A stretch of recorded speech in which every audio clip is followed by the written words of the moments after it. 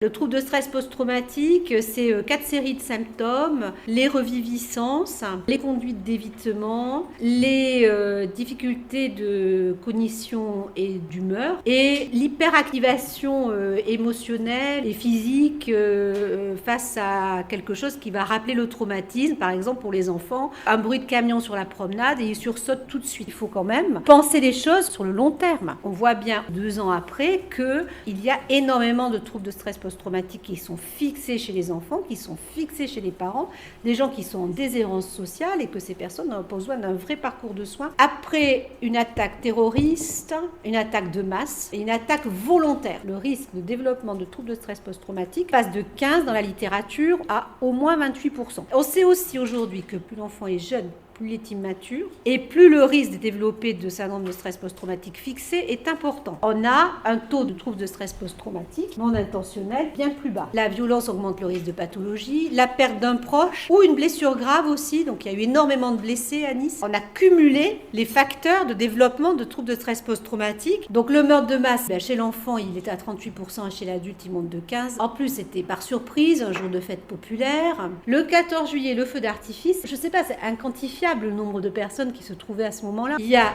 eu cette nuit-là 8 blocs de chirurgie, ce qui n'était pas rien quand même, 6 enfants en réanimation et on a eu 10 adolescents hospitalisés en pédopsychiatrie pour des mouvements délirants. Il y a eu des blessés physiques et de très nombreux blessés psychiques. Donc on a fait la CUMP pédiatrique. Alors, la CUMP, c'est une procédure médicale et psychologique qui a été mise en place en 1995 après l'attentat de RER Saint-Michel, qui est une spécificité française. Ce qu'on appelle les cellules d'urgence médico-psychologique viennent immédiatement sur le terrain porter secours aux victimes psychiques. On a vu des vraies régressions développementales, des troubles du sommeil, énormément d'agressivité, d'impulsivité, des peurs nocturnes, impossible de s'endormir sans la lumière, des peurs terribles aussi, qu'on vienne les attaquer à l'intérieur des maisons, que ça recommence, énormément de réviviscence sensorielle, avec des perceptions corporelles qui reviennent beaucoup sur le mouvement de foule. Les gens, quand ils racontent qu'ils étaient tellement isolés qu'ils n'entendaient pas des cris, ils avaient cette impression de mouvement.